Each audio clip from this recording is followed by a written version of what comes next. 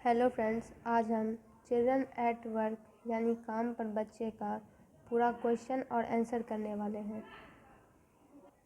First question है, Velu stood on the platform but he failed as he was still on a moving train. Y?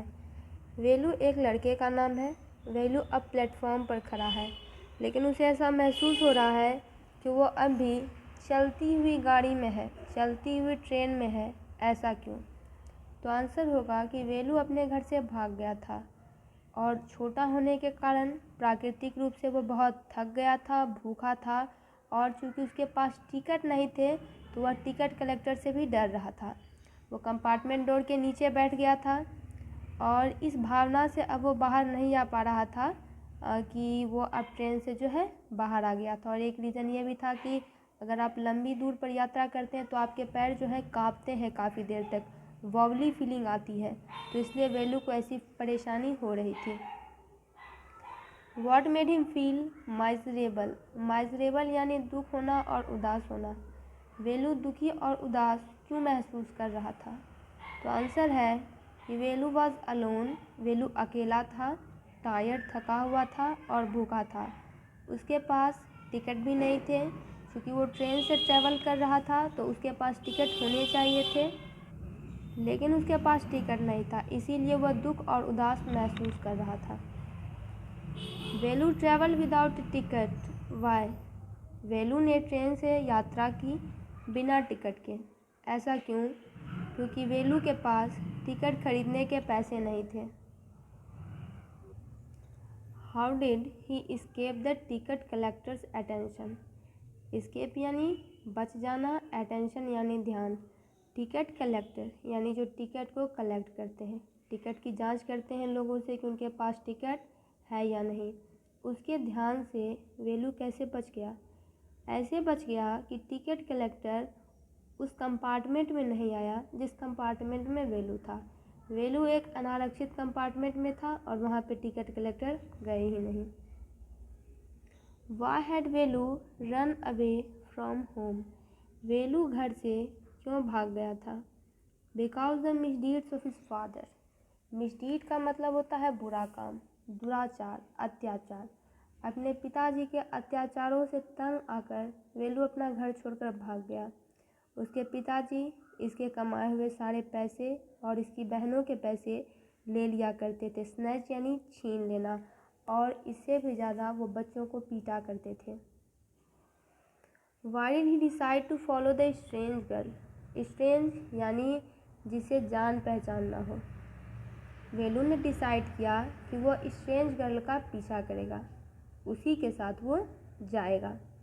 तो ऐसा करने के लिए वो तैयार क्यों हो जाता है? क्योंकि वो बहुत भूखा था और लड़की ने उससे वादा किया था कि कहीं ना कहीं से वो उसके लिए खाने का इंतज़ाम कर ही देगी। Can Velu read Tamil and English? How do you know?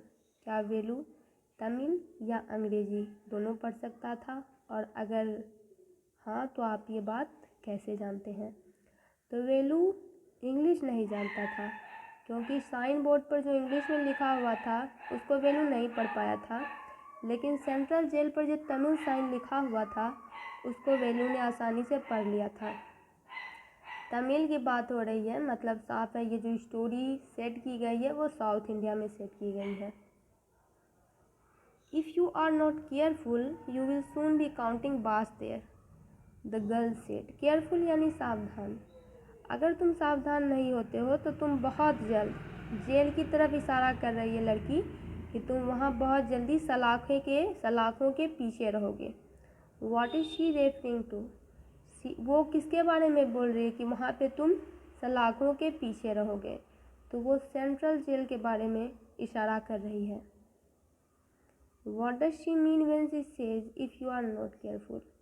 जब लड़की उसे कहती है कि अगर तुम सावधान नहीं रहोगे तो उसका कहने का मतलब उस क्या होता है जब वो इस बात को बोलती है?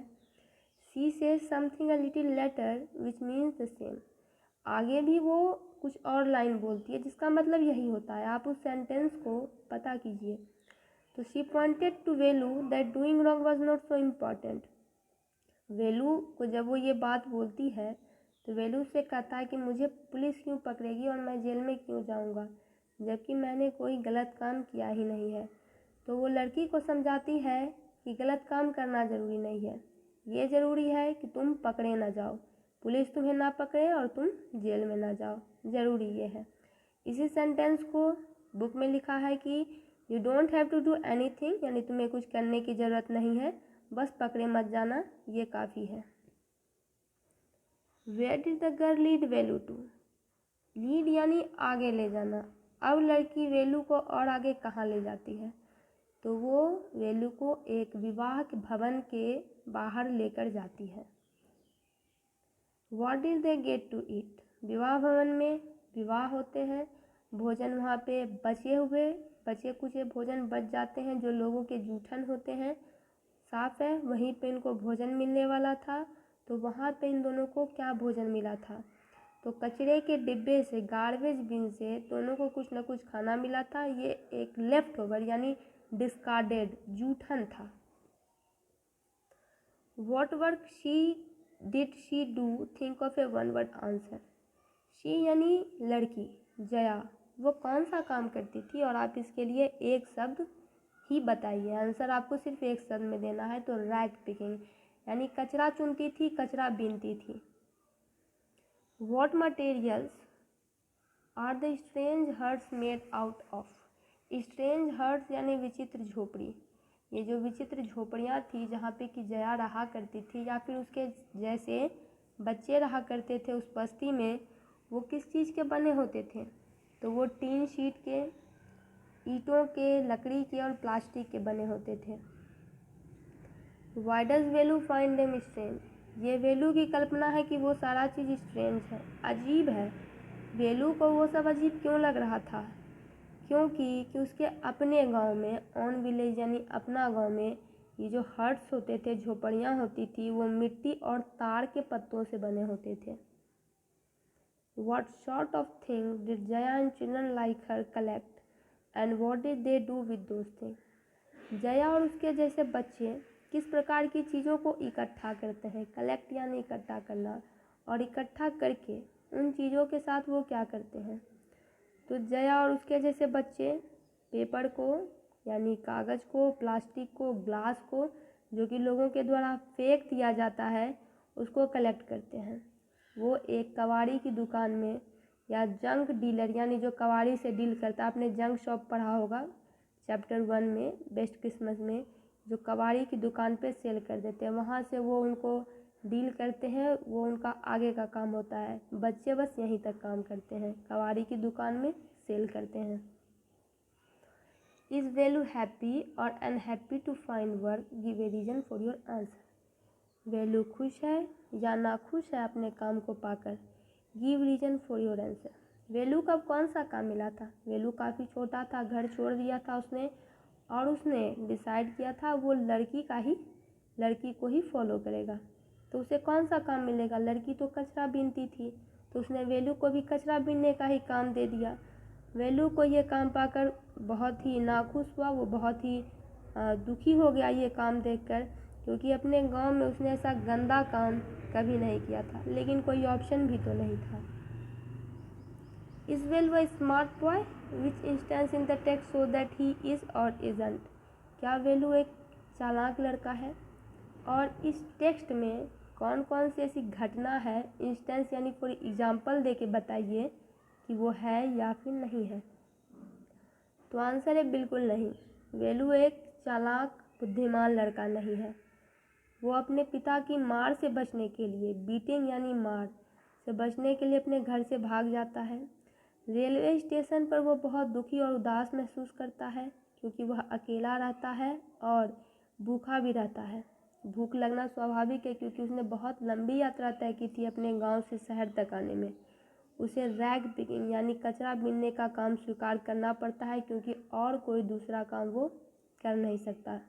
और वो बाद में डिसाइड भी करता है कि जब तक उसे कोई अच्छा काम मिल ना जाए, वो कचरा बीनने का काम करता रहेगा। Do you think Jaya is brave and sensitive child with a sense of humour? Brave Bahadur, sensitive यानी संवेदनशील, जो दूसरी की भावनाओं को समझते हैं, सेंस ऑफ ह्यूमर यानी जो कि मजाक भी करते हैं, मजाक की कंडीशन उत्पन्न कर लेते हैं, ह्यूमर कंडीशन, ह्यूमरस कर देते हैं माहौल को। फाइन इंस्टेंस ऑफ करेज, यानी यहाँ पे उसके साहस को, उसके काइंड नेचर को और उसके मजाक के स्वभाव को एग्जाम्पल से आप इसे समझाइए। तो जया बिल्कुल एक बहादुर और संवेदनशील लड़की है। पीटी यानी दयाजनक, उसे वेलू पर दया आ जाती है और उसके लिए वो भोजन भी लाती है। वो अपना जीवन खुद चलाती है। लिवलीहुड यानी अपने लिए पैसे खुद कमाती है bye collecting discarded material. Discarded यानी लेफ्ट ओवर, यानी जो जूठन होते हैं, बचे खुचे सामान होते हैं, उसको उठाती है, उसको बेचती है, उसी से उसको पैसे मिलते हैं और वो अपना जीवन यापन करती है। अब सेंस ऑफ ह्यूमर यानी मजाक करना भी उसे आता है, क्योंकि she call the dirty trickle of water. Trickle का मतलब होता है संकीर्ण नाला, यानी ये जो नाला था संकीर्ण था, जो कि गंदा भी था, उसको बकिंघम कैनाल कहती है। तो ये एक मजाक की ही बात है। What one throws away as waste may be valuable to other।